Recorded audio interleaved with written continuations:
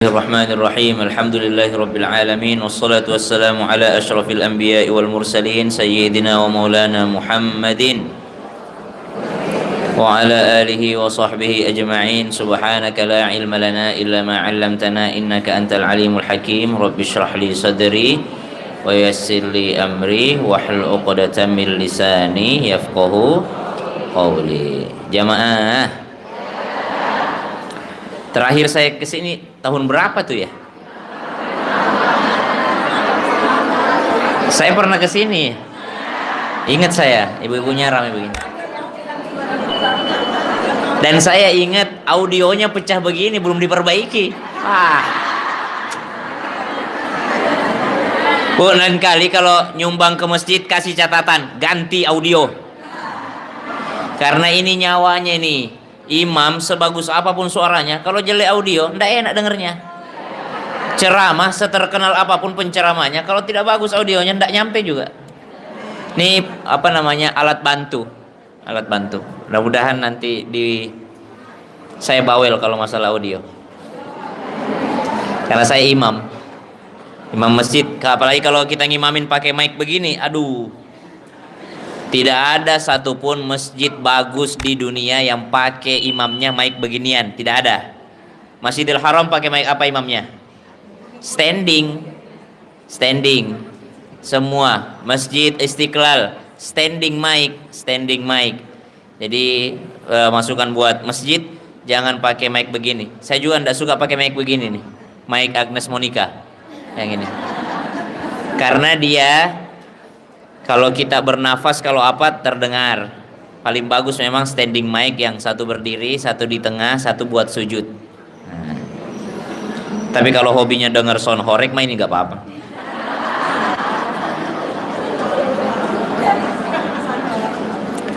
Alhamdulillah ala kulli hal. Segala puji bagi Allah atas segala keadaan. Tapi yang penting ibu-ibu jelas dengarnya. Jelas nggak? Jelas lah ya. Berarti sayanya yang kurang jelas. Judulnya apa tadi? Wah, amalan selamat dari siksa kubur. Siksa kubur tuh ada nggak, Bu? Ada. Meyakini ya?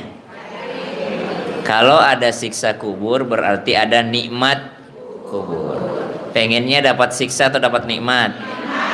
Nikmat. Maka insya Allah hari ini, pagi ini kita sama-sama belajar. Saya pun juga belajar, karena belum tentu saya duluan, ibu-ibu belakangan, dan atau bisa jadi ibu-ibu duluan, saya belakangan. Masuk kubur.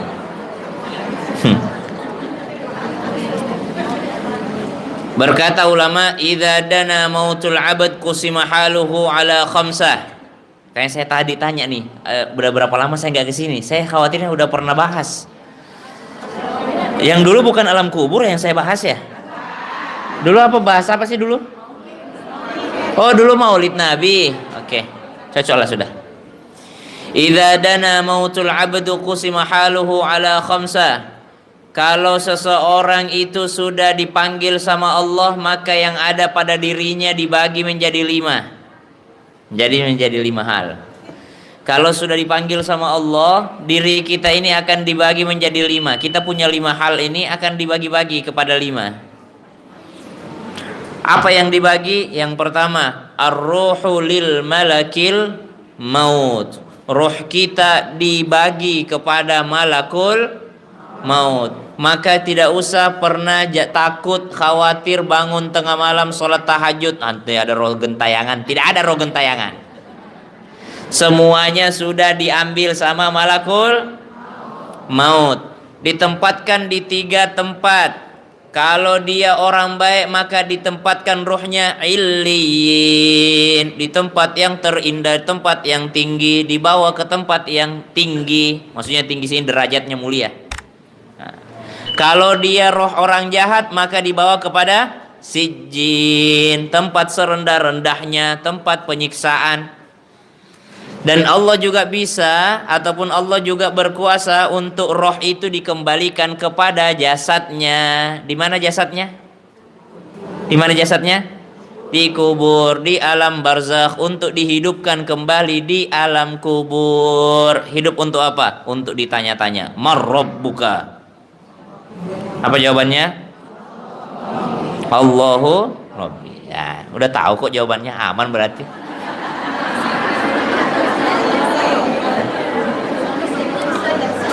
Berarti udah usah dibahas ya, udah aman ya.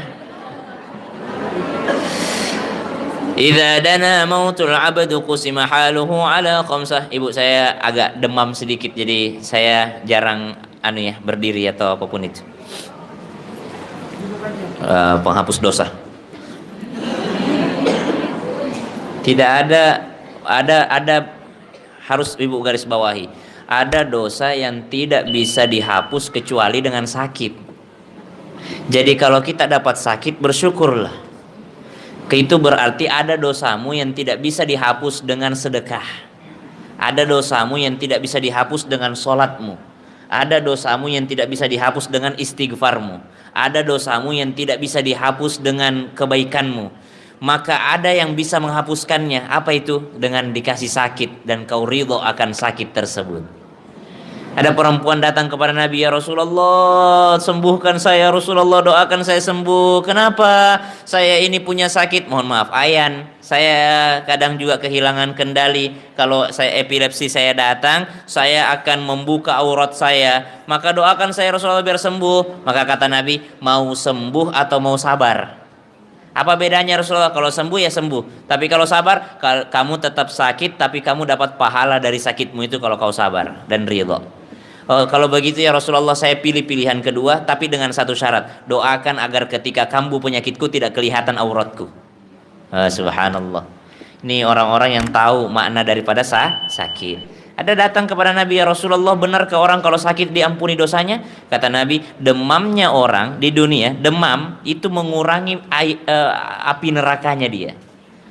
Jadi kalau sudah dikasih demam di dunia, itu menghilangkan api nerakanya dia. Maka sahabat, kalau nggak salah Abdullah bin Mas'ud, dia minta sama Nabi, "Ya Rasulullah, kalau begitu doakan saya supaya bisa demam setiap hari.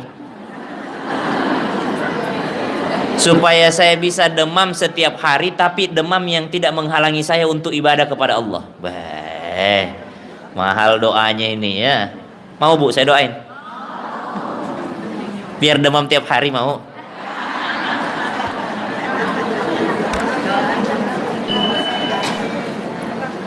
Gimana kalau kita live TikTok? Saya baru kepikiran.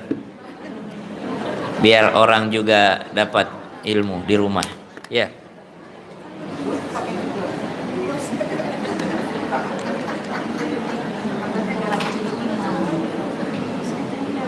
Nggak ada tempatnya tapi. Maaf ya Bu. Siapa suruh ngundang Ustadz muda?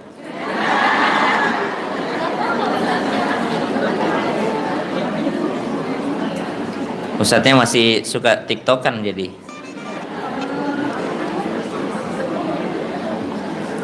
Hilangkan dulu segala penipuannya. Filter-filter penipu, pemulus-pemulus kulit, hilangkan dulu.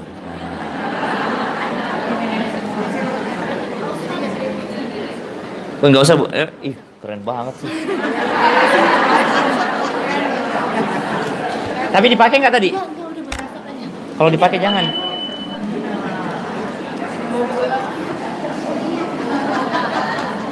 Tinggi banget nih.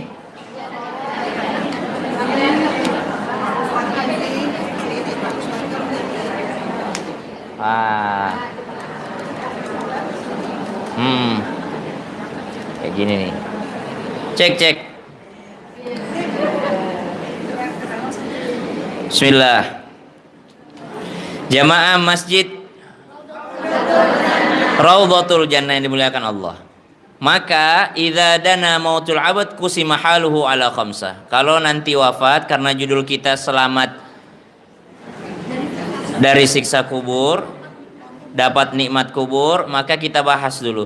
Idza dana mautul abad, kalau sudah waktunya kita dipanggil sama Allah, maka dibagi menjadi 5 tadi. Roh kita akan diambil oleh malakul maut dicabut oleh Allah Subhanahu wa taala, ditugasin malakul maut. Bisa dibawa ke tempat yang illiyin, yang paling tinggi, bisa dibawa ke tempat yang paling rendah, yang paling menyiksa si jin, atau bisa dikembalikan kepada jasad kita yang berada di alam barzakh lalu untuk ditanya-tanya di alam barzakh. Nah, itulah roh kita. Kira-kira roh kita ini, Bu, bisa ada baunya enggak? Orang kalau lagi ada di masjid, ini saya mau kasih tahu rahasianya. Pengajian di masjid, acara maulid di masjid itu lebih susah dibandingkan pengajian di luar masjid. Karena orang pengajian di masjid, selama dia tidak menghilangkan adab-adabnya di dalam masjid, dia menjaga adabnya dalam masjid. Apa adabnya? Jangan mengotori, ya. Kalau makan permen bungkusnya masukin lagi. Jangan buang tisu sembarangan. Kakinya jangan selonjor ke kiblat, kaki. Nggak masalah. Ini bukan mengarah kiblat, ini ke sini. Nggak masalah, nggak masalah.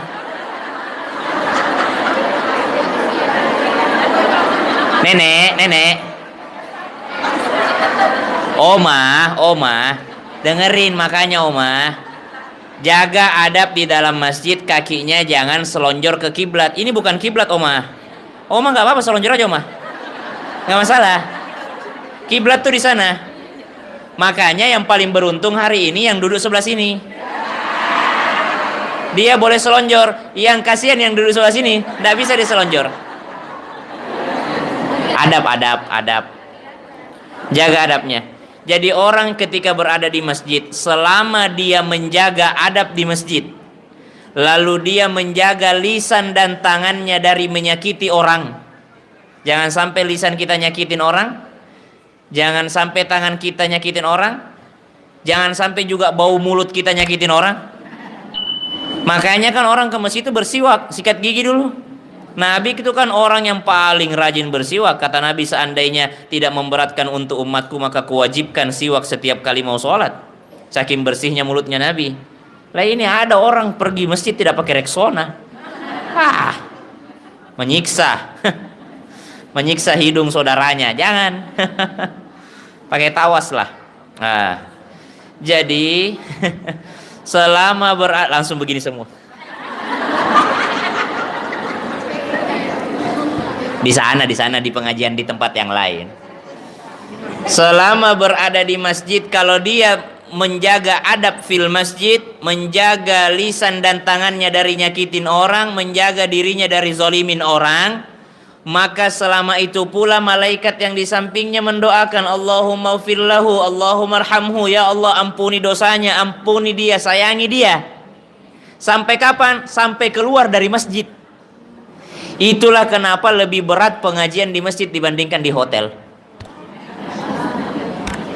Lebih berat pengajian di masjid dibanding di restoran. Lebih berat, lebih gampang ngantuknya, lebih gampang bosennya, lebih gelisah pantatnya pengen ke bazar cepat, pengen belanja jajan di bawah. Karena apa? Karena malaikat ada. Malaikat ada mendoakan kita. Dan ruh kita ini, kenapa orang kalau pengajian gampang ngantuk? Karena banyak malaikat rahmat. Ibu tanya bapaknya, ibu tanya suami yang susah tidur. Punya suami susah tidur, begadang segala macam, ada suami susah tidur, tanya, pasti dia tidur kalau khutbah Jumat. Orang sesusah tidur apapun kalau Jumatan ngantuk. Kenapa coba? Karena banyak malaikat di sampingnya. Kalau ada malaikat itu bikin tenang, bikin sakinah, bikin rahmah, akhirnya ngantuk. Kapan ibu-ibu paling ngantuk? Waktu bulan puasa. Kenapa? Karena lagi puasa banyak malaikat di samping ibu. Kenapa pas masuk kamar malah susah tidur? Karena banyak setan TikTok. Banyak setan Shopee. Tapi ada yang menarik. Ada ulama mengatakan begini, makanya makruh hukumnya ada toilet dalam kamar. Jadinya tidak ada malaikat di kamar kalau ada toilet dalam kamar tuh. Kenapa? Karena kalau kita mau masuk kamar mandi baca doanya apa? Allahumma inni a'udzubika. Ya Allah, hilangkan ini dari toilet ini, jin laki-laki, jin perempuan. Kira-kira kalau diusir dari toilet, lari kemana dia?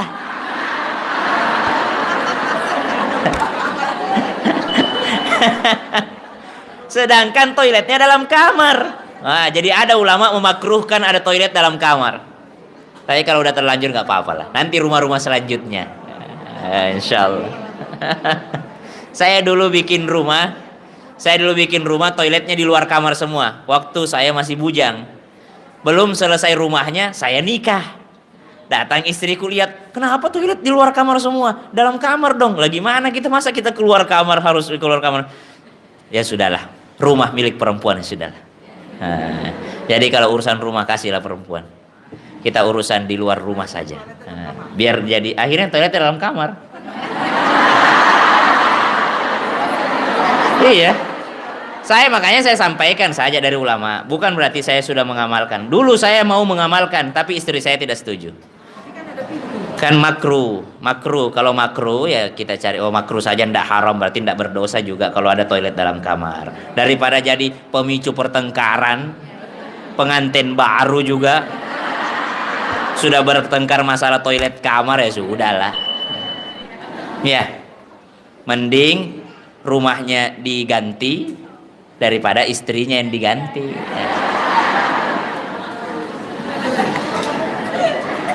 Jadi pengajian di dalam masjid lebih berat dibanding pengajian di hotel, di segala macam, karena malaikatnya banyak kalau di masjid itu. Makanya banyak yang mesti dijaga ketika di masjid. Adab-adabnya, ya Bu, Ibu jangan buang sampah ya Bu ya. Bungkus permennya ya Bu ya. Kue-kuenya kalau bukan hak Ibu jangan dimasukin tas ya Bu ya.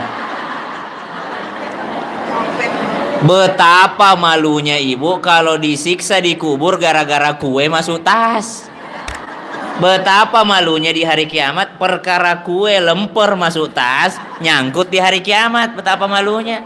Kalau korupsi 600 triliun disiksa di hari kiamat masih inilah ya. Nah ini gara-gara lemper. Aduh. Ya. Subhanallah. Maka ruh kita ini bisa jadi ada baunya. Ruhnya orang yang senang berzikir kepada Allah Subhanahu wa taala disenangi malaikat karena berbau wangi. Ruhnya orang yang sedang pengajian ini sedang berbau wangi, makanya malaikat datang mendoakan ibu-ibu sekalian. Allahumma ighfir lahu warhamhu wa'afihi wa'fu anhu. Inna Allaha wa malaikatahu yusalluna 'alan nabi.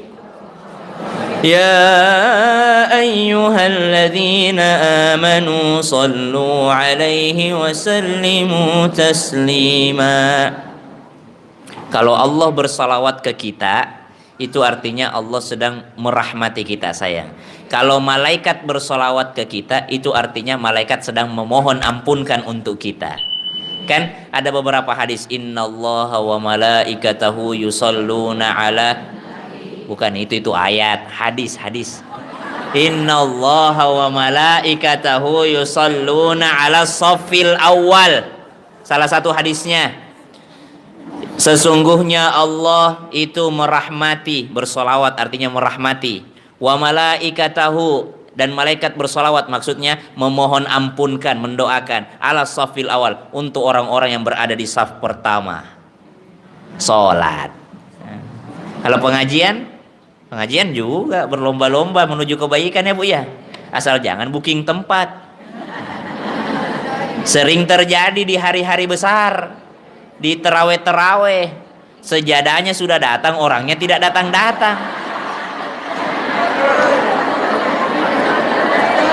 Tidak ada kafling dalam Islam, tidak ada kafling masjid, tidak ada. Kecuali imam khotib ada, karena memang dia kalau khotib itu kan salah satu adabnya khotib Jumat itu terlambat datang. Khotib Jumat itu mestinya dia paling terakhir datang. Kalaupun sudah datang jangan masuk ke masjid, ada ruang transit. Untuk apa? Supaya yang belakangan datang itu dapat pahala sempurna. Kapan khotib sudah datang, lalu baru datang jamaahnya, itu yang datang lebih di belakang dibanding khotib berkurang pahalanya. Lah kita zaman sekarang, khotibnya tidak mau masuk masjid karena pakai ilmu. Kata khotibnya, nanti aja saya masuk masjid biar jamaah dapat pahala semua. Jamaahnya juga lihat khotibnya, ah ustadznya aja belum masuk.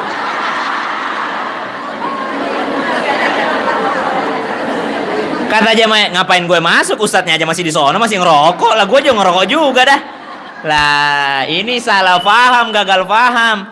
Padahal sengaja penceramahnya datang belakangan supaya makmumnya dapat pahala yang sempurna. Sama dengan ini Bu, sunnah itu, khutbah itu sunnah. Ini boleh sampaikan kepada bapak-bapak. Sunnah khutbah itu yang pertama ada isinya, yang kedua pun ada isinya. Bahkan lebih disunnahkan khutbah kedua lebih panjang dari khutbah pertama. Kita di Indonesia khutbah pertama panjang lebar ada isinya, khutbah kedua cuma rukun-rukunnya doang, Arab terus, nggak ada isinya. Padahal lebih bagus panjang khutbah kedua. Kenapa? Lebih banyak jamaah di khutbah kedua, betul? Khutbah pertama belum datang semua, khutbah kedua baru rame. Nah, kalau khutbah lebaran beda lagi. Kalau khutbah lebaran disunnahkan khutbah kedua turun dari mimbar menuju ke tempatnya perempuan. Karena disitulah pernah dengar hadisnya perempuan banyak masuk neraka. Nah itu kan lagi khutbah Idul Fitri itu. Nabi turun dari mimbar lalu menuju ke tempat perempuan. Lalu Nabi berkata, Nabi bersabda, wahai para wanita, banyak-banyaklah bersedekah karena saya ditunjukkan oleh Allah Subhanahu Wa Taala ternyata kebanyakan penghuni neraka itu adalah perempuan. Nah, tapi perempuan yang tidak ada di sini. Ini semua penghuni surga, termasuk yang 1.300 jamaah TikTok. Nah, penontonnya 1.300. Tapi tidak ada gift-nya. Jamaah yang dimuliakan Allah Subhanahu wa taala, maka jangan hanya sibuk memberi makan kepada fisik, tapi sibuklah juga memberi wewangian makanan kepada ruh kita. Karena ruh kita nanti akan dibawa kemana tuh? Bisa dibawa ke tempat yang tinggi, bisa dibawa ke tempat yang paling rendah si jin, atau bisa dikembalikan untuk ditanya-tanyain. Maka perbaikilah urusan ruh ini. Di antara makanan terbaiknya ruh adalah majelis taklim, majelis ilmu. Bikinlah majelis ilmu, datanglah bermajelis ilmu, dan capailah ilmu bermanfaat di dalam majelis taklimmu. Mana cirinya ilmu bermanfaat? Mazada fi khaufika minallahi ta'ala. Ilmu bermanfaat itu satu, kalau menambah takutmu kepada Allah, itu baru ilmu bermanfaat.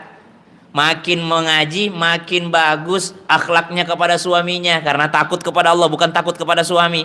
Maka ibu-ibu perlu digarisbawahi, ibu-ibu kalau hijrah, orang yang paling pantas mendapatkan, merasakan daripada hikmahnya hijrahnya ibu adalah suami. Orang yang paling pantas mendapatkan keutamaan dari hijrahnya seorang perempuan adalah suaminya.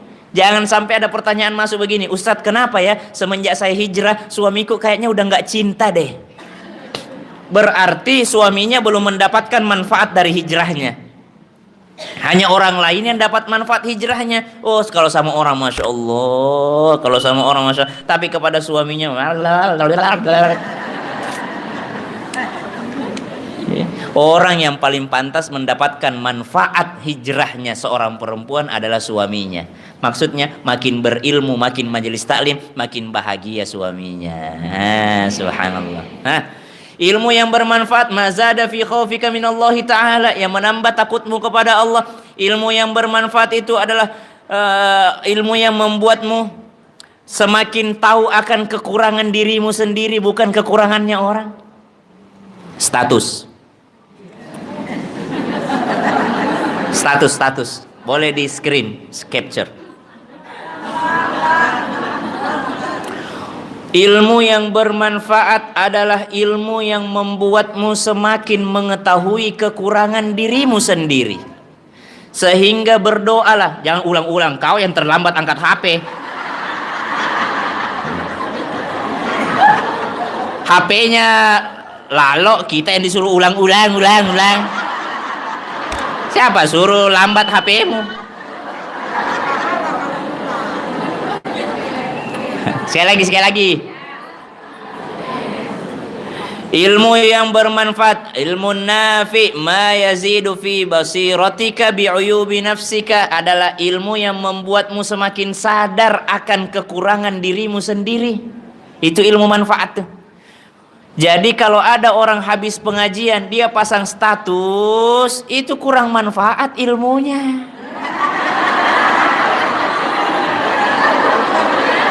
Karena dia merekam untuk menyinggung orang, bukan menyinggung dirinya.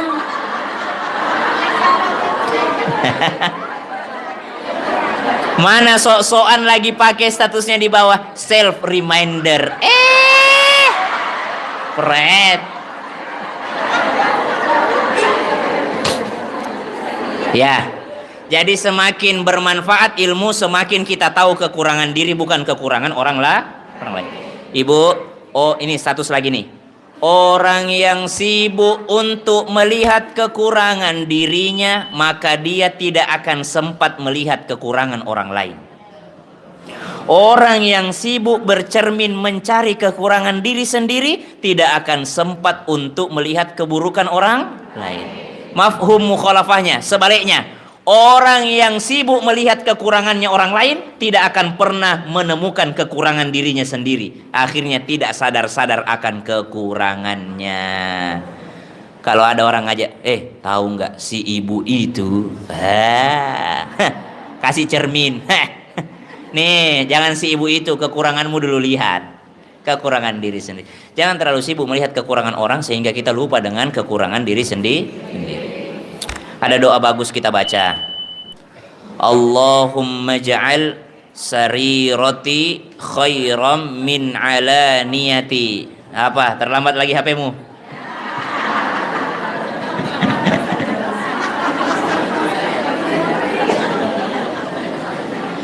Doanya sama-sama. 1, 2, 3. Allahumma ij'al sarirati. Kata ibu ini sari roti kata.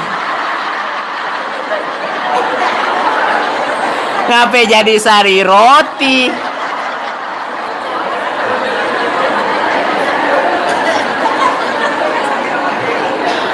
Allahu Akbar.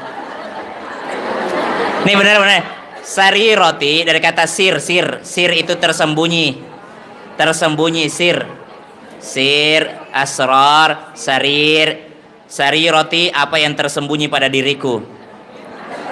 Sari roti. Apa jadi sari roti sih?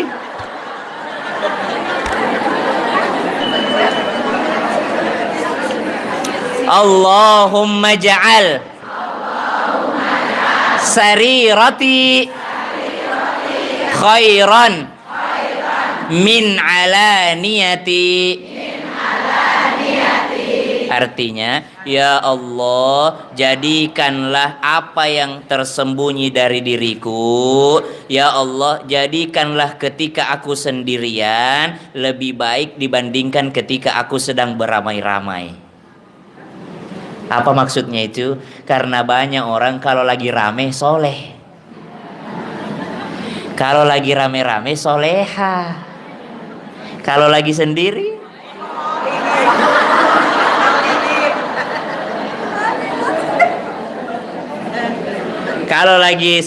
soleha, kalau lagi rame-rame.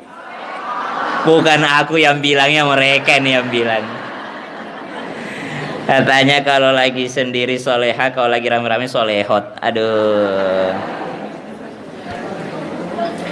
Jadi minta sama Allah, ya Allah, Allahumma ja'al sarirati. Jangan sari roti deh. Sarirati.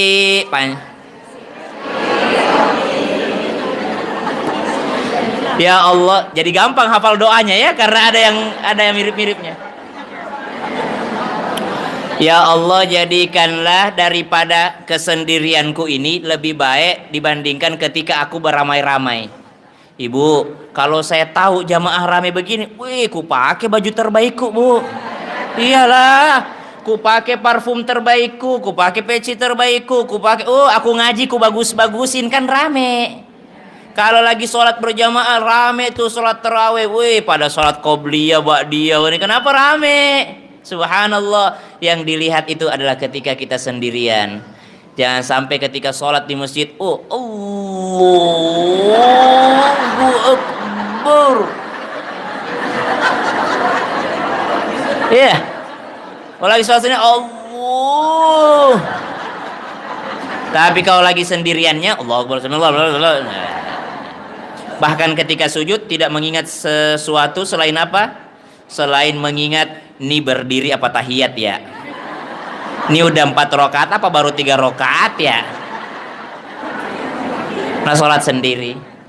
Maka doanya bagus sekali tadi diamalkan itu. Allahumma ja'al sarirati khairan min alaniyati. Ya Allah, jadikanlah kesendirianku lebih baik dibandingkan ketika aku beramai-ramai.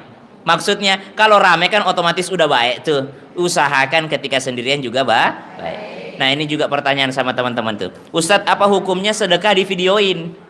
Sedekah dikontenin? Kata Imam Asy-Syafi'i, perbanyaklah amal tersembunyimu, karena amal tersembunyimu itulah yang paling bermanfaat di akhirat. Maka saya menjawab pertanyaan ini dengan jawaban seperti ini. Kalaupun kau sedekah kau kontenin, silahkan. Tapi ingat, kalau sedekah yang kau kontenin 1 juta, maka yang tersembunyi usahakan 2 juta. Nah, karena yang manfaat di akhirat yang tersembunyi, yang jauh lebih bermanfaat. Kalau yang terlihat mungkin manfaat karena nyebarin dakwah, tapi yang bermanfaat bagi kita di akhirat yang tersembunyi. Ibu, kalau sholatnya khusyuk ketika rame-rame, usahakan ketika sendiri jauh lebih khusyuk lagi. Kalau sedekah dikontenin dilihat sama orang 100.000, usahakan yang tidak dilihat sama orang 200.000. Sayyid Ali Zainal Abidin, cicitnya baginda Nabi SAW, itu orang miskin di kampungnya, tidak ada yang kelaparan karena subhanallah selalu ada gandum di depan pintu rumahnya tiap malam.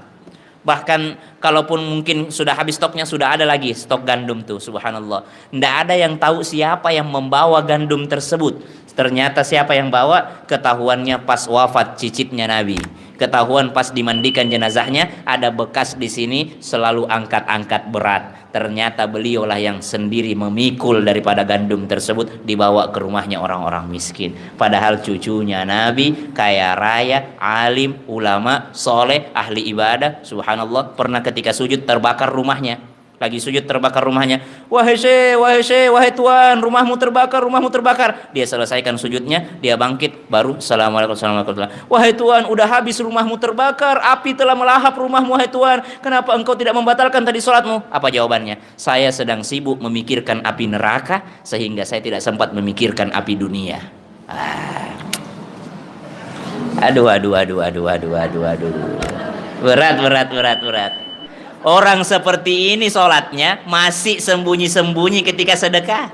Nah, jadi yang tersembunyi manfaat, tapi tidak membuat yang terbuka itu ditolak sama Allah, tidak, diterima juga sama Allah. Tapi usahakan yang tersembunyi itu jauh lebih baik. Nah, kemudian kalau sudah tahu ruh kita dibawa kemana, perhatikanlah urusan ruh kita ini. Kasih makan dengan ilmu, kasih makan dengan majelis ilmu, kasih makan dengan apa? Alladzina yadhkuruna Allah qiyaman wa qu'udan wa 'ala junubihim wa yatafakkaruna fi khalqis samawati wal ard. Rabbana ma khalaqta hadza batilan subhanaka faqina adzaban nar.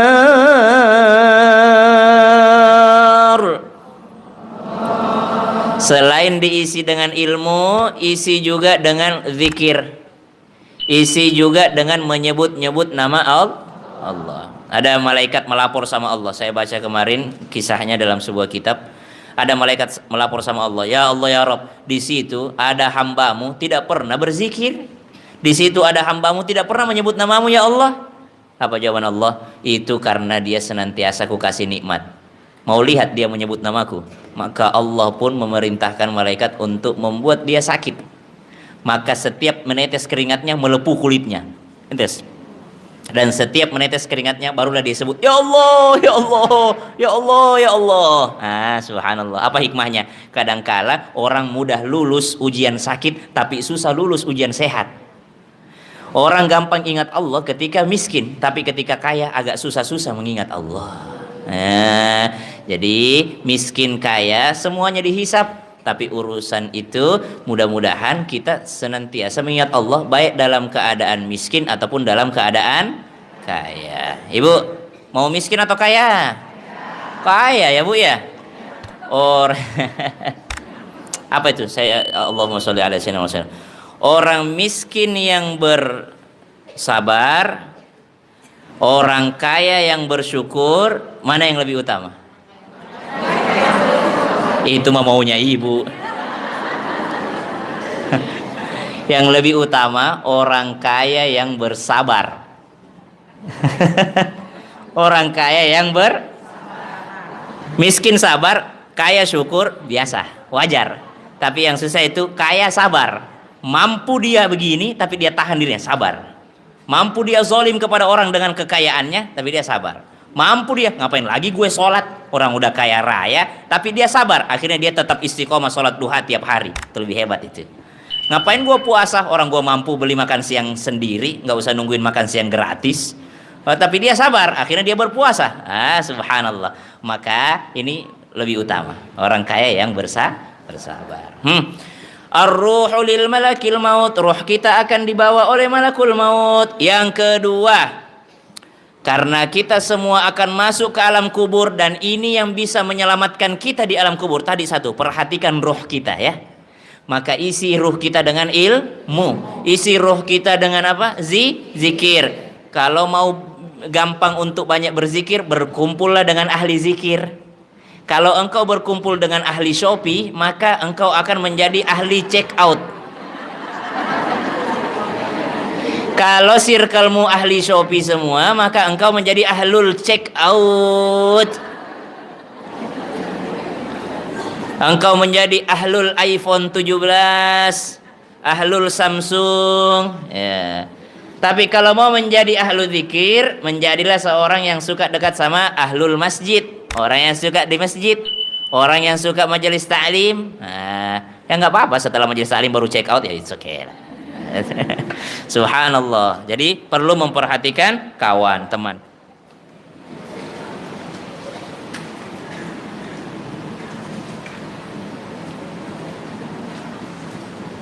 Ternyata kursinya bolong. Selain berzikir juga bertafakkur. Wa yatafakkaruna fi khalqis samawati wal ard. Ada ibadah Bu ringan tapi banyak pahalanya. Apa itu? Ibadah tafakkur. Kalau tadi zikir, ini fikir. Apa itu ibadah tafakkur Bu? Ibadah mikir-mikir. Banyak pahalanya itu Bu, ibadah tafakkur Bu. Coba, tidak ada orang bisa menjadi lebih baik tanpa melewati mikir-mikir. Mesti melewati mikir-mikir. Kenapa ada orang tiba-tiba datang ngaji? Hasil mikir-mikir tuh. Iya. Iya enggak? Mikir dia. Ya Allah ya Rabb, umur saya udah kepala 5. Saya masih begini-begini aja, pengen ngaji ah. Tuh, habis mikir tuh, gara-gara mikir. Kenapa ada orang suka nyakitin hati suaminya? Karena kagak mikir. Kenapa ada orang gampang sekali dia lawan suaminya? Karena kagak mikir. Coba kalau mikir, setiap pandang suami, inilah manusia yang dilahirkan oleh emaknya, disusukan oleh emaknya, disekolahkan oleh bapaknya, diajarkan oleh orang tuanya, tapi setelah bekerja saya yang ambil gajinya. Lalu kok setega itu saya nyakiti hatinya? Ibadah mikir-mikir namanya.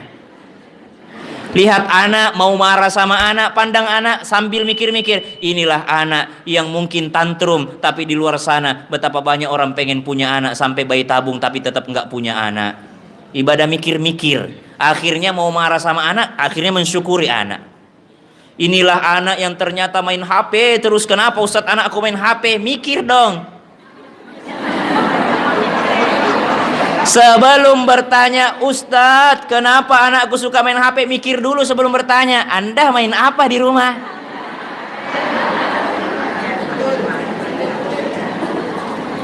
Kata istriku, anaknya HP mulu. Nggak masalah. Gak masalah anakku main HP. Lebih bahaya kalau emaknya main HP, bisa selingkuh, bisa check out Shopee, bisa apa. Kalau anak-anak main HP paling YouTube, apa namanya, Cappuccino Assassino,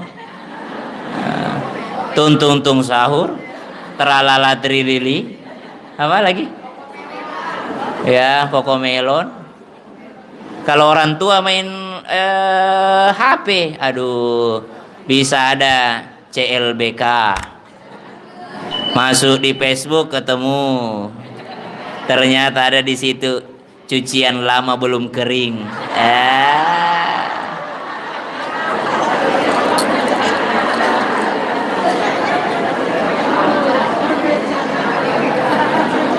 Namanya ibadah mikir-mikir ya Bu ya.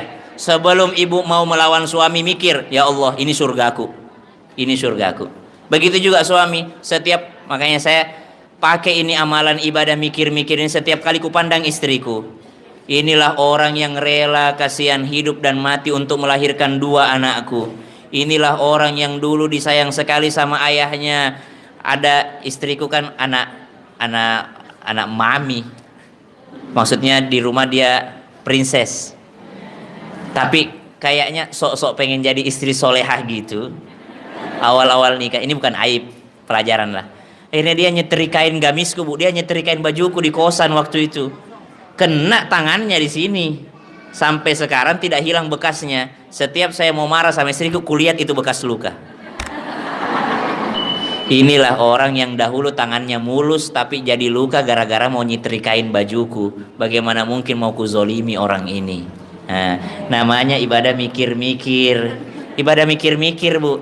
Makanya itu pembersih ruh, pembersih jiwa. Namanya tafakur. Udah Ustaz, tapi emang ngeselin si orangnya. Berarti masih kurang mikir-mikirnya. Ibadah singkat tapi pahalanya banyak. Ibadah mikir-mikir. Bahasa agamanya tafakur. Ibu tahu kenapa bisa Al-Quran turun di atas gunung, di goa itu? Karena Nabi lagi tafakur di sana. Al-Quran turun ketika Nabi sedang tafakur, naik ke atas goa lalu memandang kota Mekah. Ya Allah ya Rabb, betapa hancurnya masyarakat ini. Mereka menyembah patung, mereka menyembah berhala. Perempuan dijadikan bukan manusia, anak perempuan lahir dibunuh mereka. Ya Allah ya Rabb, mikir Nabi di situ. Akhirnya turun wahyu, Iqra bismi rabbikal ladzi khalaq. Ibadah mikir-mikir. Mau nyakitin orang, mau komen di sosmed, mikir-mikir. Ini setiap huruf nanti dipertanggungjawabkan di kuburan. Kan malu, masa ditahan di hari kiamat gara-gara komen di lambe turah. Malu. Ya, subhanallah. Yang kedua, tadi yang pertama ar-ruhu lil malakil maut, roh kita di bawah malakul maut. Maka insya Allah kalau kita sudah perbaiki roh kita aman posisinya. Di alam barzah juga aman. Nah, itu.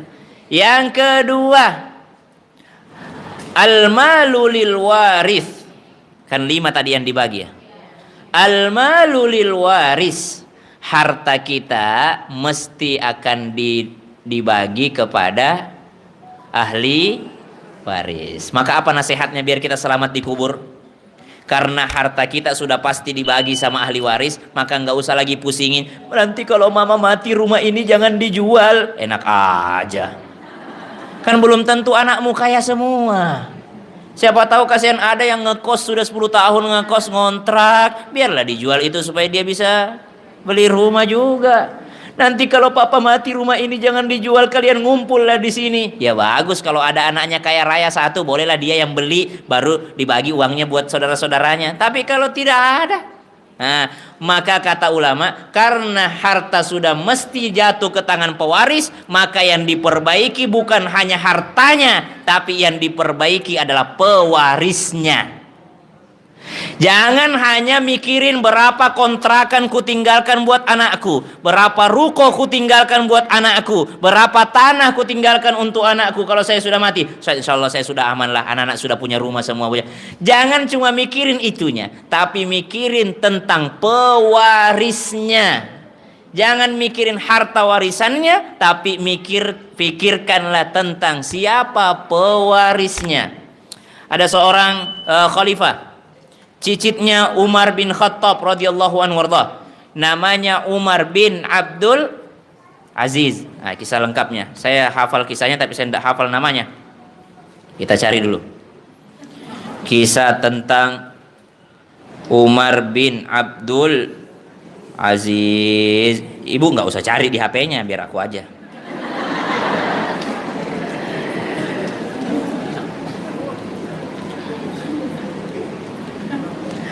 Umar bin Abdul Aziz punya 11 orang anak.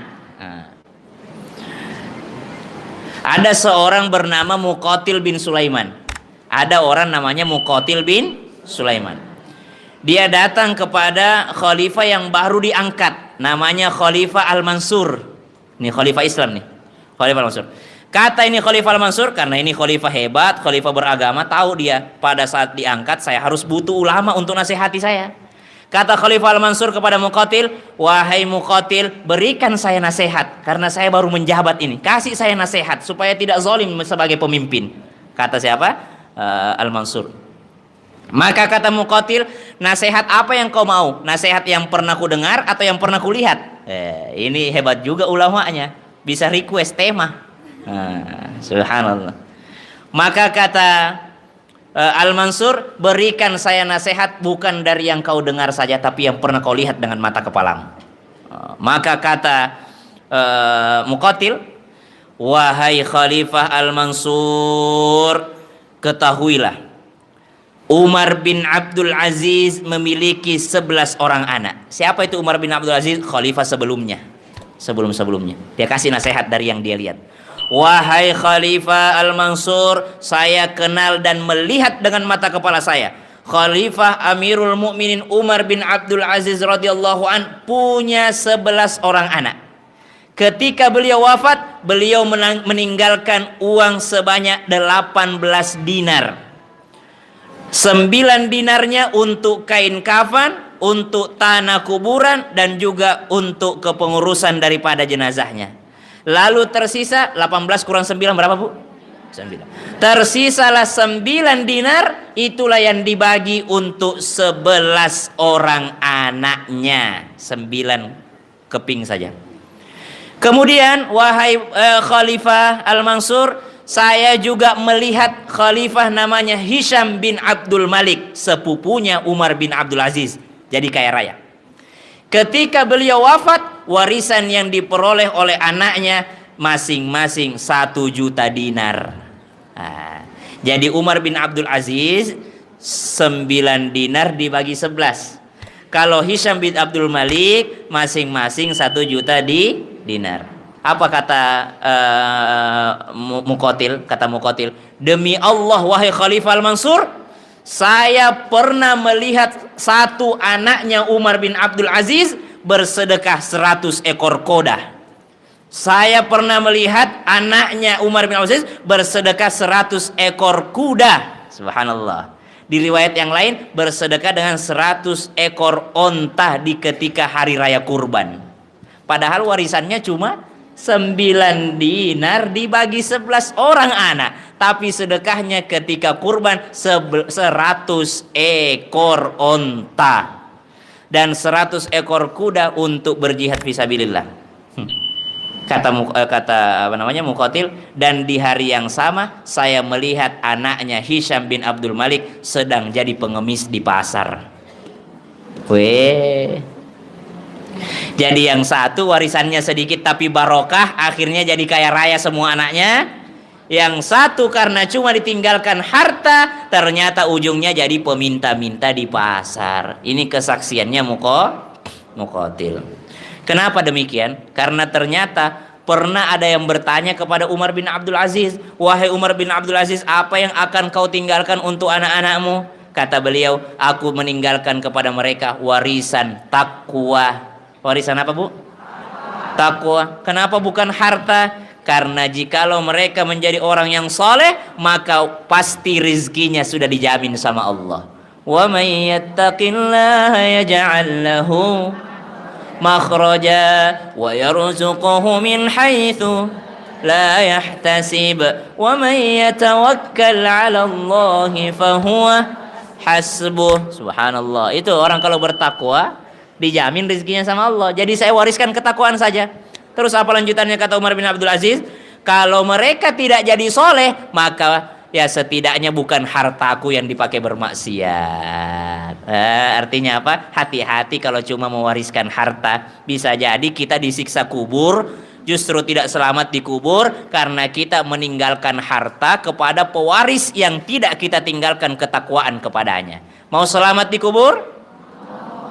Jangan cuma tinggalkan warisan, tapi tinggalkanlah pewaris yang bisa mengamalkan 3.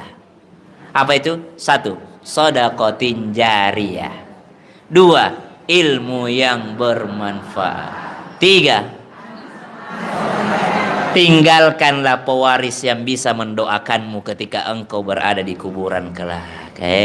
Jadi kalau tidak salah kalau orang mengatakan anak itu adalah investasi. Investasi apa? Investasi dunia wal akhirah. Subhanallah.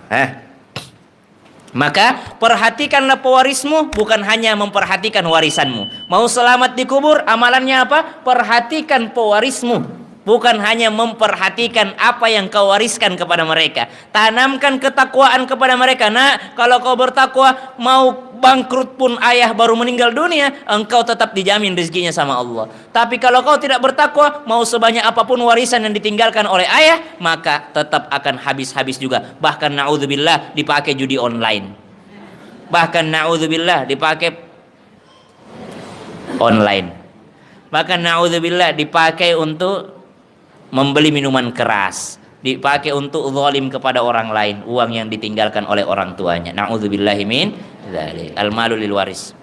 Doa Bu, Rabbi habli minas Rabbana hablana min azwajina wa dzurriyyatina qurrata a'yun waj'alna.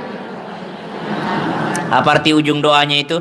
Waj'alna lil muttaqina imama. Ya Allah, jadikan saya imam bagi orang yang bertakwa. Maksudnya kita semua ini adalah imam. Siapa makmumnya? Anak-anak kita. Jadi kalau mau makmumnya bertakwa, imamnya duluan bertakwa. Jangan cuma pasang status, anak-anak harus jadi anak soleh. Ibunya ndak soleha, bapaknya kurang soleh. Kita ini imam. Saya kenapa ceramah? Karena saya pernah lihat bapakku ceramah. Kenapa bapakku menghafal Quran? Karena dia lihat bapaknya hafal Quran. Kita tuh akan selalu menjadi makmum dari orang tua kita. Maka jadilah orang tua yang baik, sehingga anak-anakmu ikut menjadi makmum yang baik, insya Allah. Yang ketiga, biar selamat alam kubur, nikmat alam kuburnya. Apa itu? Wallahmu liddud. Orang kalau sudah meninggal dunia, maka akan dibagi tadi ruhnya malakul maut, hartanya buat pewaris. Maka perhatikan pewarisnya, jangan perhatikan warisannya saja. Yang ketiga, allahmu liddud. Kulit dan daging ini akan dibagi untuk cacing dan belatung. Kulit yang kau kasih serum, skincare, moisturizer, sunscreen, foundation, bedak. Hafal kali ustadznya, saya pun pakai. Karena kulit saya kering, saya pakai moisturizer. Karena kalau saya syuting di luar, saya pakai sunscreen. Walaupun ternyata nggak keluar rumah pun bagus pakai sunscreen. Karena saya syuting, saya kadang-kala pakai foundation biar rata coklatnya, bukan rata putihnya, rata coklatnya. Terus kita juga dibedakin pas mau syuting karena biar nggak mantul tuh lighting tuh kan, karena lighting tuh panas Bu, jadi langsung keringetan kita itu kalau syuting tuh. Terus pakai apa lagi? Serum, pakai apa lagi? Night cream, krim malam.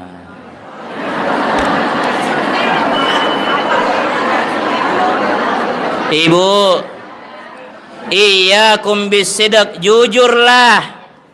Fa inna sidqa yahdi ilal bir, kejujuran membawamu kepada kebaikan. Fa innal birra yahdi ilal jannah, kebaikan membawamu ke surga. Jujur aja, pakai skincare, nggak usah Ustaz pakai apa? Air wudu, pret. Sok banget sih. Jujur aja, keles. Udah 2025 nih. Kenapa pakai harus bohong-bohong? Skincare terbaik adalah air wudhu. Bohong. Air wudhu itu bukan hanya mencerahkan wajah, tapi mencerahkan hati. Hatim Rabi bin Khaitham, Hatim al-Asam ketika ditanya, bagaimana caramu engkau berwudu? Kata beliau, saya wudu dengan lahir batin. Yang luar saya bersihkan dengan air, hati saya juga saya bersihkan. Subhanallah. Jadi air wudu itu bukan skincare saja, tapi heart care, memperbaiki hati. Tapi kalau khusus skincare ya itu tadi, dari krim malam, krim pagi, moisturizer, sunscreen. Ustadz pakai, saya pakai sekali-sekali kalau lagi ingat. Subhanallah. Jamaah. Maka kulit yang kurawat ini, daging yang kurawat ini tidak bisa bermanfaat untuk saya di alam kubur, karena dia hanya menjadi makanannya cacing dan belatung. Kalau saya hanya sibuk merawat kulit dan daging, tapi tidak sibuk merawat hati. Tapi kalau sibuk juga merawat hati, insya Allah kulit dagingnya selamat. Bukankah ada beberapa orang yang tidak termakan itu jasadnya dalam kubur? Kan kadang-kala Allah tunjukkan kuasanya tuh. Tidak termakan loh dagingnya, kulitnya, bahkan kain kafannya masih bersih putih. Coba cari amalannya orang itu. Apa amalannya orang itu? Oh ternyata Masya Allah hafal Quran, berikut mengamalkan Al-Quran. Ada seorang ulama bu ini, saya mau tanya, yang mana lebih afdol, khatam Quran atau mentadabburi Quran? Dua-duanya afdol, tapi lebih afdol mentadabburi Quran. Sehingga ada ulama setiap khatam Quran satu kali, istighfarnya sampai 100.000 kali. Dia khatam Quran nih, qul a'udzu birabbin nas malikin nas ilahin nas min syarril waswasil khannas alladzi yuwaswisu fi sudurin nas minal jinnati wan nas. Allahumma arhamna bil Quran, astaghfirullahaladzim, astaghfirullahaladzim. Dia istighfar sampai 100.000 kali setiap khatam Quran. Kalau kita khatam Quran, alhamdulillah. Ada ulama setiap khatam Quran istighfar 100 kali, menangis mohon ampun kepada Allah. Ditanya, kenapa engkau beristighfar setiap khatam Quran? Jawabannya, saya mohon ampun kepada Allah atas setiap ayat yang kubaca tapi belum kuamalkan. Jadi bukan bangga dengan khatam Qurannya, tapi dia mohon ampun kepada Allah. Ya Allah, ampuni saya, ya Allah. Saya baca di sini tentang korupsi tapi saya korupsi. Saya baca di sini tentang ijtanibu katsiran minadh-dhann, jangan berprasangka buruk sama orang, tapi tiap hari rasanya saya berprasangka buruk sama orang. Ya Allah, saya baca ayatnya innamal mu'minuna ikhwah, orang beriman bersaudara, tapi ya Allah ada tetanggaku rese tidak pernah kuajak ngomong, ya Allah. Maka orang ini beristighfar setiap khatam Quran, dia istighfar. Kita kan habis sholat aja istighfar, bukan alhamdulillah kan? Assalamualaikum warahmatullahi, assalamualaikum warahmatullahi, astaghfirullah. Kenapa? Itu mohon ampun kepada Allah. Ya Allah, dalam sholat saja saya masih ingat cicilan, apalagi di luar sholat. Di dalam sholat saja pikiranku bukan Allah, apalagi di luar sholat. Makanya pada saat habis sholat pun bacanya astaghfirullah. Nah, cari amalan-amalan biar tubuhnya aman. Jadi jangan cuma sibuk skincare, tapi sibuk juga lah heart care, memperbaiki hati. Cara memperbaikinya banyak-banyak majelis ilmu obat hati. Ada 5 perkaranya. Yang pertama baca Quran dan maknanya, tadabbur. Yang kedua sholat malam dirikanlah. Yang ketiga berkumpullah dengan orang soleh. Yang keempat perbanyaklah berpuasa.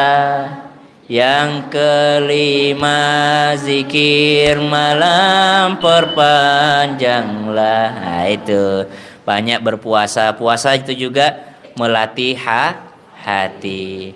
Orang banyak makan, banyak ngomong.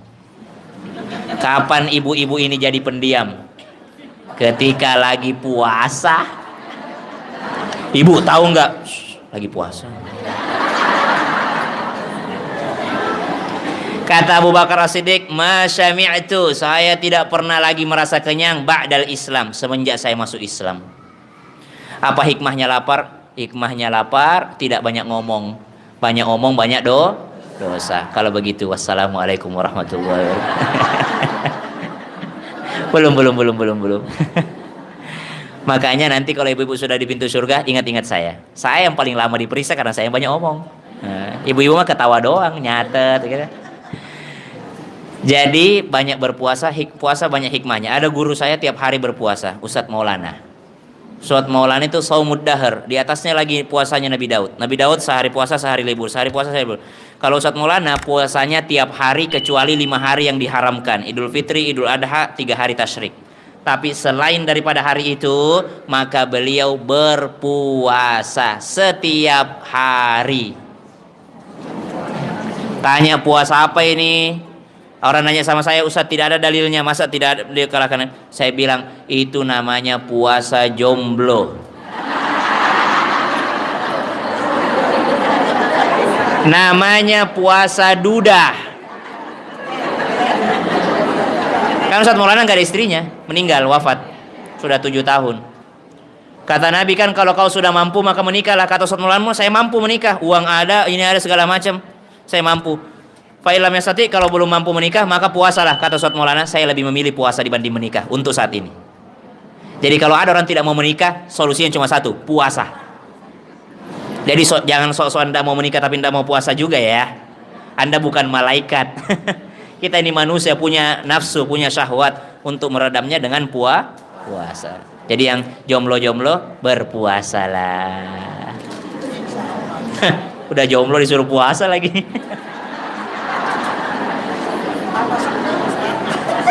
Tapi kalau punya suami, lebih banyak pahalanya melayani suami dibanding. Izin dulu sama suami kalau mau puasa sunnah. Kalau puasa sunnah, kalau puasa wajib enggak. Ya astagfirullah. Guys, mau lihat jomblo nggak? Nih.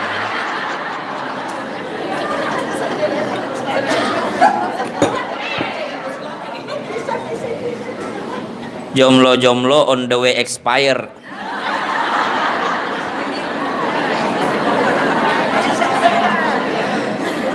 Jomblo-jomblo soleha. Kalau yang begini ndak usah puasa. Takut naik anunya nanti, langsung lemah jantung nanti.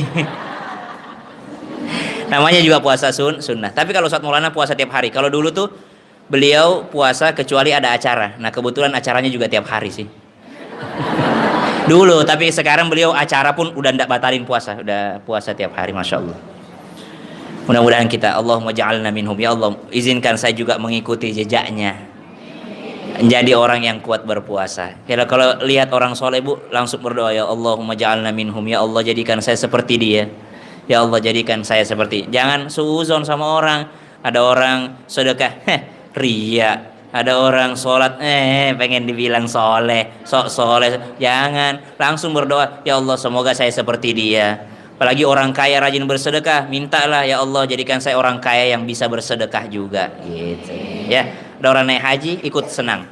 Yang keempat, karena kita masuk alam kubur akan menjadi apa? Wal azmu litturab, tulang belulang kita akan menjadi miliknya tanah yang akan memakan tulang belulang kita ini. Tanah menghimpit. Kemudian yang terakhir, yang kelima, barulah wal hasanatu lil khasum. Orang kalau meninggal dunia maka kebaikannya akan menjadi miliknya.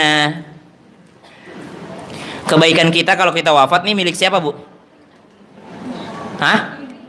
Kebaikan kita kalau kita wafat akan menjadi milik kita. Kegeeran. Kebaikan kita yang kita lakukan itu kalau kita wafat akan menjadi miliknya orang yang pernah kita zalimi. Jadi jangan kepedean, banyak ngaji, banyak sholat tapi banyak gibah juga. Banyak sholat, banyak puasa, banyak ngaji, banyak tapi sering juga nyakitin orang. Hati-hati. Karena ada orang, kata Nabi, atadruna mal muflis, wahai sahabat tahukah engkau siapa orang yang bangkrut? Maka kata sahabat, orang yang tidak punya dinar, tidak punya dirham, tidak punya harta, kata Nabi, itu bangkrut dunia. Tapi ada yang lebih bangkrut lagi. Siapa orang bangkrut itu? Orang yang datang ke alam kuburnya bawa pahala sholat, datang ke alam kuburnya bawa pahala ngaji, pahala sedekah, pahala puasa, tapi ternyata sering juga nyakitin orang lain. Akhirnya pahalanya ditransfer untuk orang lain.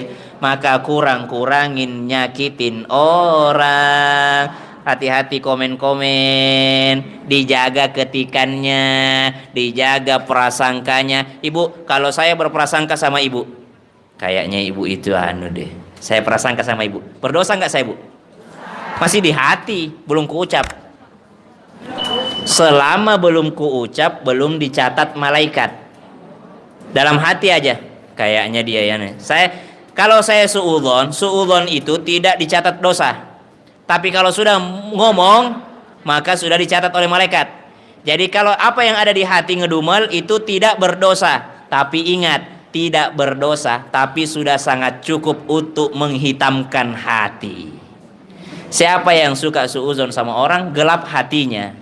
Siapa yang orang suka buruk sangka, hatinya jadi gelap. Memang tidak berdosa. Saya curiga sama ibu, tapi saya tidak melakukan apa-apa. Saya tidak ngomong, tidak apa. Saya curiga aja. Kayaknya ceramah di sini amplopnya sedikit deh. Dalam hati. Contoh. Dalam hati, belum berdosa itu, belum berdosa. Tapi setelah saya masuk ke sini, tapi kayaknya keren juga nih ibu-ibu di sini, orang tongsisnya aja lengkap, dan segala macam. Tapi saya suuzon lagi nih, tapi air minumnya cuma keleo kecil. Kalau amplopnya banyak biasanya kopi ada sekarang. Tapi saya baik sangka lagi di hatiku, oh mungkin tidak beliin kopi karena masuk di amplop semua. Hati itu yang ngomong. Ibu nggak usah ditambah, Bu. Ibu nggak usah ditambah. Ibu duduk aja, Bu. Ibu, aku udah mau habis ini, Bu. Duduk aja, Bu.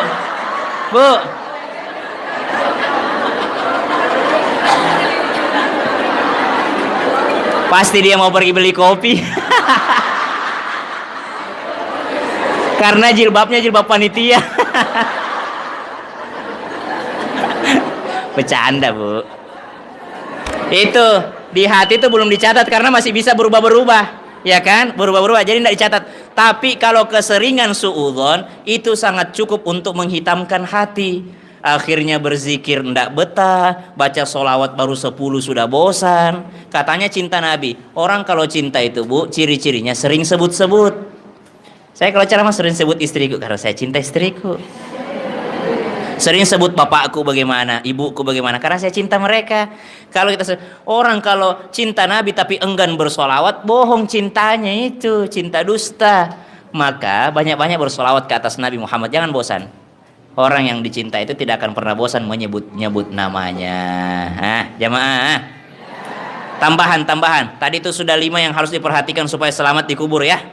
Perhatikan ruhmu, perhatikan pewarismu, bukan hanya warisan yang diperhatikan tapi pewarisnya. Artinya jangan tinggalkan dia dengan harta saja, tapi tinggalkan dia dengan ilmu. Karena kalau tinggalkan dengan harta bisa berantem dengan warisan. Tinggalkan dengan ilmu. Memang ada di antara anak-anakku yang lebih kusayang dibanding yang lain, tapi tidak peduli dengan itu. Jalankan hukum Allah ketika jalankan warisan. Entah siapa yang merawat mama ketika mama sakit, tidak peduli. Mau yang rawat kek, enggak ngerawat kek, memang haknya sudah ditentukan sama Allah Subhanahu wa taala. Kecuali murtad. Kalau murtad tidak dapat warisan. Kalau dia yang membunuh orang tuanya, datang dia jengukin orang tuanya di ICU, tapi sambil dia injak selang oksigennya.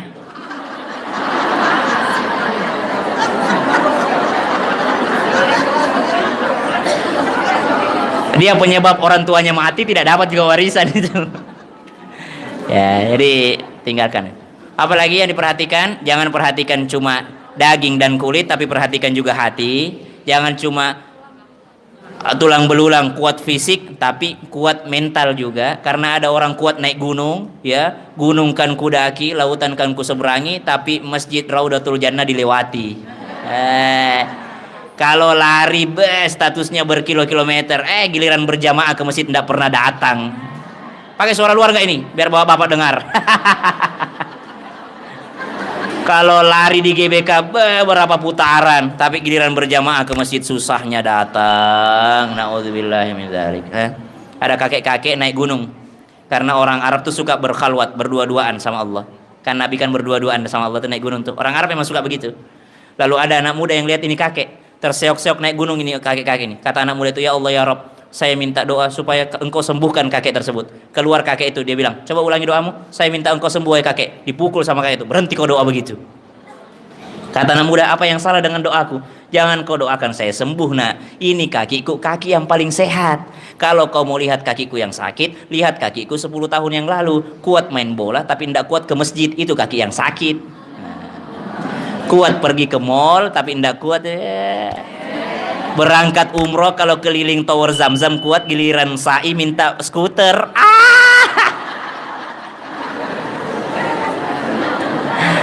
Aduh, giliran jalan-jalan ke mall Zamzam kuat, giliran tawafnya minta skuter. Saya tidak masalah, sah-sah juga, cuma malu aja sama Allah gitu. Makanya al-haya'u minal iman, malu itu bagian daripada iman. Idza lam tastahi fasna ma syi'ta, kalau tidak punya malu lakukan apa yang kau ingin lakukan.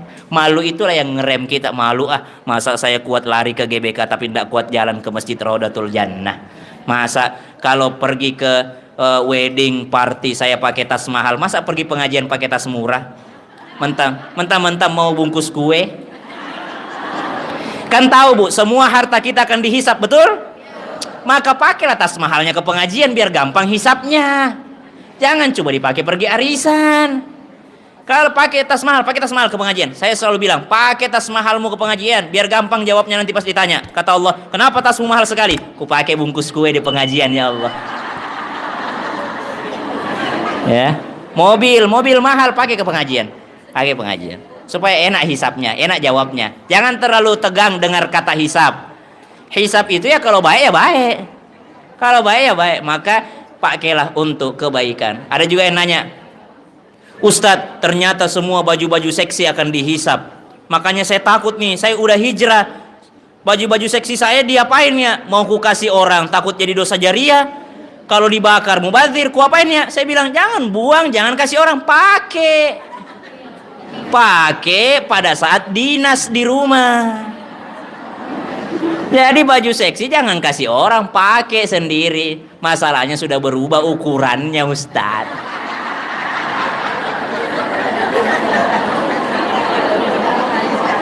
Ya sudahlah kalau begitu, jadi lap saja kalau begitu. Ya alhamdulillah. Terakhir sebagai kesimpulan biar selamat kita masuk kubur, nyaman di kubur. Kata Yahya bin Mu'adz rahimahullah, "Tuba liman tarakat dunya qabla an tatrukahu." Sungguh beruntung orang yang meninggalkan dunia sebelum meninggal dunia. Jadi dia duluan meninggalkan dunia sebelum ditinggalkan sama dunia. Ukurannya apa sih meninggalkan dunia itu? Orientasinya bukan dunia, tapi orientasinya adalah akhirat. Dia bangun rumah untuk membangun keluarga yang sakinah mawaddah warahmah, berarti akhirat itu. Dia bangun rumah supaya anaknya bisa nyaman belajar, ibadah, diajari anaknya dalam rumahnya. Rumahnya bukan dunia itu, untuk akhirat itu. Jadi ini casing ya, tidak bisa kita nilai ini dunia, ini akhirat. Yang tahu itu adalah hati, tergantung bagaimana niatnya. Yang diniatkan untuk setelah mati berarti akhirat. Yang diniatkan untuk sebelum mati berarti untuk dunia. Kenapa kau bangun sekolah? Biar saya terkenal, berarti dunia. Kenapa kau bangun sekolah? Biar ilmu bermanfaat, berarti untuk akhirat. Nah, kenapa kau ngaji? Supaya dibilang qori, bagus suaranya, berarti untuk dunia walaupun ngaji. Kenapa kau ibu-ibu ke salon? Supaya istriku senang, makin cinta, berarti ke salonnya itu akhirat. Jadi tergantung niatnya. Yang kedua, tuba liman bana qabrahu qabla ayyadkhulahu. Sungguh beruntung orang yang sudah membangun kuburnya sebelum masuk ke dalam kuburnya. Ya, ibu, saya mau beli rumah di Cipulir ini, tapi rumah yang siap huni, yang udah ada AC-nya, spring bed-nya, TV-nya, istri solehahnya, semua lengkap. Kira-kira kalau saya beli rumah siap huni, enak nggak saya bawa badan aja? Nikmat nggak kira-kira? Nikmat, orang nggak butuh apa-apa lagi, tinggal masuk, tinggal tidur. Ya, dibandingkan saya bangun rumah kosong, nggak ada apa-apa, pusing saya. Begitulah keadaannya orang masuk kubur kalau kuburnya siap huni. Bagaimana cara kubur biar siap huni? Satu, surah Al-Mulk tiap malam jangan tinggal. Tabarakalladzi biyadihil mulku wa huwa ala kulli syai'in qadir. Ya. Itu adalah bagaikan listrik cahaya yang kau kirim ke dalam kuburmu sebelum kau masuk ke sana. Jadi masuk nanti ke kubur udah nggak gelap lagi. Kenapa? Tiap malam baca surah Al-Mulk. Ibu jangan tinggal ya Bu ya, surah Al-Mulk ya Bu ya. Tiap malam insya Allah baca itu. Tabarakalladzi biyadihil mulku. Tolong baca. Itu penerang kubur sudah. Masuk kubur sudah terang kuburnya. Bangun lagi rumah. Saya punya rumah tidak ada isinya, tapi saya bikin acara di rumah. Datanglah Ustadz Maulana lihat rumah kosong saya. Kata Ustadz Maulana, Syam tidak ada AC-mu. Tidak ada Ustadz, nanti saya belikan, gampang. Datang lagi ibu-ibu jamaah Rodatul Jannah, Ustadz nggak punya TV, nggak punya nih ibu. Ya udah, ini kado dari kami nih TV nih. Datang lagi ibu-ibu yang kumpulan jomblo-jomblo ini, datanglah. Ustaz, tidak ada mesin cuci, tidak ada. Wah, ini saya belikan mesin cuci. Begitu juga masuk kubur. Ibu, saya masuk kubur, ternyata amalku kurang. Bukan lagi kurang. Tapi akhlakku baik sama orang. Akhirnya apa yang terjadi Bu? Mungkin kuburku tidak siap huni, tapi karena akhlakku baik sama orang-orang yang mengingatku kirimkan doa untuk saya. Akhirnya terisilah kuburan saya jadi siap huni. Makanya tolong kalau kita merasa amal kita kurang, janganlah jahat-jahat sama orang. Ada orang hobinya nyakitin orang. Bagaimana kalau sudah kita meninggal dunia, kita ini biar kuburannya nyaman, mesti baik-baik sama orang, karena orang itulah yang akan berdoa, ya Allah, dahulu ibu ini saya ingat sekali waktu pengajian, ya Allah, saya pergi ke toilet, dia yang jagakan tasku, ya Allah, saya ke toilet, saya tidak bawa tisu, dia kasih aku tisu. Baik ini ibu ini baik sekali, ya Allah, saya ingat ini, ya Allah, ampuni dosanya saya ini, karena kita baik sama orang. Akhirnya kuburannya nyaman karena banyak yang mendoakan. Nah, insya Allah mudah-mudahan kita semua bisa sehat walafiat, panjang umur dulu. Memikirkan alam kubur dari sekarang nggak apa-apa, tapi panjang umur dulu semuanya ya. Dalam kesehatan, keselamatan, dan fit dunia wal akhirah. Ibu, ingat-ingat juga saya nanti kalau sudah ibu selamat, kalau sudah masuk alam kubur duluan ya Bu ya. Betapa banyak orang yang meninggal dunia dalam keadaan sehat. Betapa banyak orang dalam keadaan sakit tidak mati-mati. Betapa banyak anak muda meninggal duluan, banyak. Betapa banyak orang tua panjang umurnya, banyak juga. Jadi kita tidak pernah tahu kapan kita masuk alam kubur, tapi yang jelas mudah-mudahan ketika kita masuk alam kubur kita sudah siap huni, nyaman, VVIP, sebagaimana nama masjidnya sudah menjadi Raudhatun min Riyadil Jannah. Kuburan kita sudah menjadi taman-taman surga. Al-Fatihah. أعوذ بالله من الشيطان الرجيم بسم الله الرحمن الرحيم الحمد لله رب العالمين الرحمن الرحيم مالك يوم الدين إياك نعبد وإياك نستعين اهدنا الصراط المستقيم صراط الذين أنعمت عليهم غير المغضوب عليهم ولا الضالين آمين اللهم صل على سيدنا محمد النبي الأمي وعلى آله وصحبه وسلم ربنا لا تزغ قلوبنا بعد إذ هديتنا وهب لنا من لدنك رحمة إنك أنت الوهاب ربنا أفرغ علينا صبرا وتوفنا مسلمين والحقنا بالصالحين ربنا اغفر لنا ذنوبنا ولوالدينا وارحمهم كما ربونا صغارا وللمسلمين والمسلمات والمؤمنين والمؤمنات الأحياء منهم والأموات Rabbana hab lana minas salihin. Ya Allah, izinkanlah kami sebelum kami masuk ke alam kubur kami, solehkanlah anak-anak kami ya Allah. Jadikan anak-anak kami anak yang membaca Al-Quran, mengkhatamkan Al-Quran, menghafal Al-Quran, serta berakhlak Al-Quran. Ya Allah, panjangkan umur kami untuk mendidik anak kami menjadi anak-anak yang saleh dan salehah. Ya Allah ya Rahman ya Rahim. Allahumma khtim lana bi husnil khatimah. Ya Allah, cabutlah nyawa kami dalam keadaan husnul khatimah, wa la takhtim alaina bi su'il khatimah. Ya Allah, jangan kau cabut nyawa kami sebelum engkau ampuni seluruh dosa kami ya Allah. Ya Allah, jikalau yang datang ke sini ada yang datang dengan sakitnya, maka sembuhkanlah sakitnya ya Allah, atau jadikanlah sakitnya sebagai penghapus dosanya ya Allah. Jikalau ada yang datang ke sini dengan kesusahan ekonominya, maka tambahkan rizki kami ya Allah, mudahkan rizki kami ya Allah, dan berikan kami rizki untuk datang ke Masjidil Haram wa Masjidin Nabawi birahmatika ya arhamar rahimin. Ya Allah, jikalau di antara kami ada yang belum ketemu jodohnya, jikalau di antara kami ada yang menonton yang belum ketemu jodohnya, pertemukan dengan jodohnya yang bisa menggandengnya sampai ke surgamu ya Allah. Pertemukan dia imam yang bertakwa, pertemukan dengan makmum yang bertakwa ya Allah. Ya Allah, jikalau di antara kami dan penonton kami ada yang belum punya keturunan, maka berikan keturunan yang saleh dan salihah kepadanya ya Allah, yang mewarisi ketakwaannya ya Allah, yang mewarisi keimanannya ya Allah.